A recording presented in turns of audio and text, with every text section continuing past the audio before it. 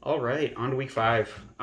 So now we're a quarter of the way through the season, which is actually sad when I say it because I love football season and it's like already a fourth of the way over. I guess if you don't include playoffs, but we're here. There was a time with all the pandemic stuff going on, we this might not have happened. So exciting stuff.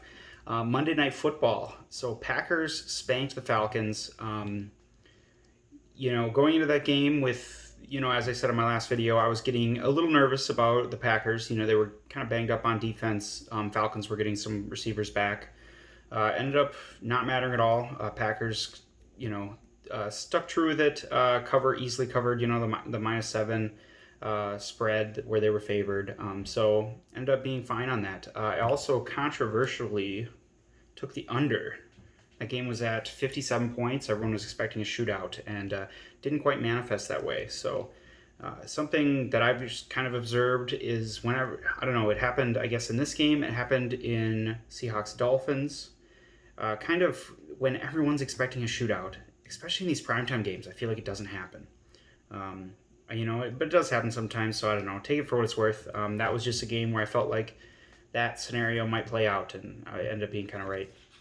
The other Monday night game that got moved because of the Cam Newton situation, the Chiefs and the Patriots. So this was a -10.5 points spread.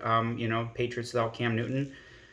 Only in hindsight, obvious, right? Crush the Patriots. But I guess I was just a little afraid. How often I had a friend say to me, "How often do the Patriots lose by 10? Double-digit points? Not really that often." So I with the big boogeyman, Bill Belichick himself scared me off that one, and in hindsight, really wish I would have hammered the Chiefs. But anyway, that's in the past. We're moving on to week 5. So the first matchup I really like. I try to tier. This is the bets that I really like this week. I try to do it tier 1 bets. These are bets I'm crushing and recommend that you do too. Feel really good about. Then I have tier 2 bets, which might be more fun bets or bets I don't feel as confident on, but still kind of as strongly. So first up with the tier 1 bets, I got Buccaneers at Bears. So this is Thursday Night Football. It opened at Buccaneers favored -7. It has since moved to Buccaneers -4.5. And that I don't totally understand. I know the Bears are 3-1, and they're coming off a loss to the Colts, who look like a pretty decent team at this point. But I don't know. The Bears just really aren't that good. They have like a strong defense. So that is the one hesitation I had about the -7 point spread, is that the Bears defense is pretty strong and this might be a low scoring affair. So if it's a low scoring affair, then that -7 is kind of like a big number. But now it's moved to -4.5. And I understand that the Buccaneers are going to be without Godwin again. And, Fournette probably won't play. Thursday Night Football, short week. Scottie Miller and Mike Evans are both banged up. They lost O.J. Howard on that Achilles injury, but Evans has been banged up all season, and he's really starting to produce. And Scotty Miller, played through it last week, so I like them to play through it again. Last week Tom Brady throwing 5 touchdowns. I don't know. That was a confidence booster for me. I think they're a significantly better team than this Bears team. They got a strong defensive front that should shut down what the Bears are trying to do, and Nick Foles is a statue that's going to kind of have to run for his life again. So in a similar way that the defensive line for the Colts really ate up the Bears, I kind of expect the Buccaneers to do the same. So I like the Buccaneers in this one, -4.5. And I expect they lost O.J. Howard, but I expect Cameron Brate and Gronk to step up and fill that just fine. All right, so next one I got Jaguars at Texans. So Texans, it was actually funny. My last video, I went pretty hard in on the Texans and Bill O'Brien, and later that afternoon he was fired. So it's pretty funny to go back and listen to that commentary, knowing now how that played out just later that day. I'm sure the Texans fans I know are pretty excited that Bill O'Brien's finally gone. But what I don't understand is the Texans are an 0-4 team. They just fired their head coach, and somehow, some way, they are -6 point favorites at home against the Jaguars. Now I understand that when you fire a head coach, you can actually kind of have a rebound where I've definitely seen teams go and play better than you'd expect, like the week after firing a head coach. But in this situation, have a hard time believing that that's going to happen. I think a lot of change happening in that room. Going to be hard for them to, get everything together and still have hope going forward in this season. I mean, the guy who has to pick up for this 0-4 Texans team and then try to get through the remaining 12 games of the schedule and hold the team together has got a tough road that they got to sled on. And the Texans, I mean, if we just look at what the Texans are at this point, you got Deshaun Watson, and after that, what do you got? They got a really bad defense, especially against the run. And the Jaguars, they got Gardner Minshew. They got good wide receivers who might be getting a little healthier. And they got this James Robinson running back who, I think against good teams, obviously you can't rely on him from like a fantasy perspective. But he's a good player from what we've seen. And this Texans matchup is a good matchup for him to really get going. So this is just a battle of two pretty bad, pretty comparable teams, and I just don't see how you can like the Texans -6. I gotta take, when you got two pretty bad comparable teams, I gotta take the Jaguars to cover or even win outright, which could easily happen. It's not a stretch in my mind. So next up for my tier 1 bets, Eagles at Steelers. So the Steelers are -7-point favorites, and I understand the Eagles last week surprised me. They beat up or they didn't really beat up on them. They beat injury riddled 49ers team playing with a backup quarterback who had a terrible night. They won by 5 points. So really that pick six that Nick Mullins threw ended up, kind of being the deciding factor. I wonder what the spread would be if they had lost that game. Obviously that's a lot of what ifs, but I just don't really see how they can go from, a -7-point dog or a +7-point dog against the 49ers beat up team and then going against the Steelers team that's healthy coming off a bye and still be like -7-point favorites. I think Carson Wentz is not going to be able to make some of the heroic plays he was able to make last week. I think he's going to get eaten alive by the Steelers defense. So I'm taking the Steelers -7 and I'm feeling pretty good about it. Another interesting thing I'm going to have to look at is the over-under for this game is set at 44 points, which is really low. So I'll have to dig into that. I mean, I guess in my head, I think the Eagles are going to have a hard time scoring points. But there's garbage time in there. Maybe they'll do something. And I feel like the Steelers probably can put up 30. So I don't know. I'll have to take a look at that. I might end up taking the over on that one because 44 points just seems really low. And then the last of my tier 1 bets, this is Monday Night Football, Chargers at Saints. So right now the Chargers are +7.5-point underdogs. And that's the side of this I like. I think Herbert and the Chargers and their offense, they put up 31 points last week, and their defense has been good. They lost a couple stars, but I just think Herbert and that offense and with his passing ability they're kind of on an upward trajectory. Austin Eckler got hurt, and they're probably gonna have to roll the dice here with is it Justin Jacobs? Josh? Not Josh. I don't know. They got a backup running back who's fine. He's kind of been around. Then they got Josh Kelly. I think that tandem is good enough to keep going with what they have. I don't know. Herbert's an exciting player. I'm tempted to start him in fantasy in a couple leagues because I think they're going to have to push the ball and score some points to keep up with the Saints. Saints, on the other hand, with or without Michael Thomas, Drew Brees isn't really that threatening anymore. They really just have to worry about containing Kamara. And I just don't really see... I mean, they'll probably win this game, right, against a Chargers team that have a rookie and everything that goes with that. But I just think they're trending up, and I just don't see them getting blown out by 7.5 points. Like a 2-score game. So if the Saints win this, I think it'll be closer than that, and I can see a path where the Chargers win this outright. So I like the Chargers +7.5.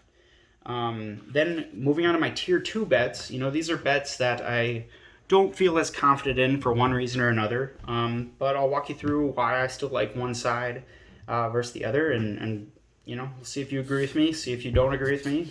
Do with your money what you choose. So first tier 2 bet, I got Colts at Browns. So kind of hard to bet against the Browns after what they did last week. They had explosive, close to 50 point performance against the Dallas Cowboys. Really, you know, really looked dominant, against that Cowboys defense. But the Cowboys defense is not very good, and this Colts defense is good. I'm not ready to crown them as like the number one defense in the league. I think people are getting a little too eager with how good this Colts defense is because they just had a stretch of some pretty bad offenses that they faced. They're kind of inflating their defensive stats a little bit, but they're definitely significantly better than that Dallas defense.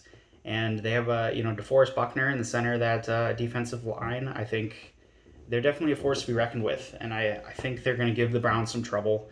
On the other side of the ball, the Colts offense, I think, still has room to improve, but they're good. I think they got obviously a solid offensive line. They got a good running offense they got going, and Phil Rivers has kind of been disappointed, but I think there's still some more there. I'm hoping, I guess as kind of a Phil Rivers fan, I'm hoping he'll emerge at some point this season and get more on the same page with his weapons. He's been able to use the tight ends pretty effectively, and they have a good kind of trio of tight ends. I think they're good enough. I think they're good enough to take advantage of a Browns defense that is pretty suspect, is really not that good. So I think this is going to be an exciting game. It's the Colts right now are minus 1.5 point favorites after opening at minus 2.5, and that's the side I'll take of it. And that's a really close spread, and these are two pretty close teams, but I think the Colts have kind of shown it so far. And I like that side of it. But obviously, the Browns showed up quite a bit. Odell showed up quite a bit last week, so I don't think anyone would be shocked if it goes the other way. Next tier 2 bet, I got Dolphins at 49ers. So the 49ers let me down a little bit last week against the Eagles. Nick Mullins at quarterback had a rough day, and they were 7-point favorites in that game. Well, now the Dolphins are coming into town, and the 49ers are 8-point favorites. And honestly, I think the Dolphins are probably a better team than the Eagles. So granted, the thing to watch in this game, and you'll have to keep an eye on it, is that the injury-riddled 49ers are probably getting some of their people back. Specifically, I think Jimmy Garoppolo has a really good chance to play this weekend.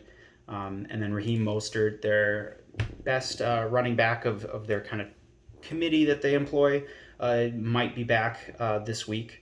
So that's something to watch, and that could definitely change things. But even, with or without those guys, I think the Dolphins defense is better than people realize. I think they've given some teams, they've played a lot of good teams and given them trouble. I think the Dolphins offense is pretty decent. They kind of have a committee of their own at running back that's been effective at moving the ball with Myles Gaskin and Howard punching it in the red zone.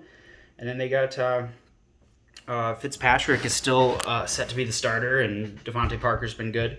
And the 49ers defense, their defensive line has had a ton of injuries. They're still signing guys left and right. I see kind of nobody's getting signed to come try out to be defensive lineman for the 49ers. And offensively, I don't know. Kittle's back. Kittle had a great game. Debo's still working his way back. Ayuk's ascending, but I don't know. We'll see. Jimmy Garoppolo come back from injury. We'll see. I don't know. I just think 8 points is a little too much to put on the 49ers right now with how they've looked recently. So I'll take Fitzmagic to cover that 8 points, and we'll see we'll see how it goes.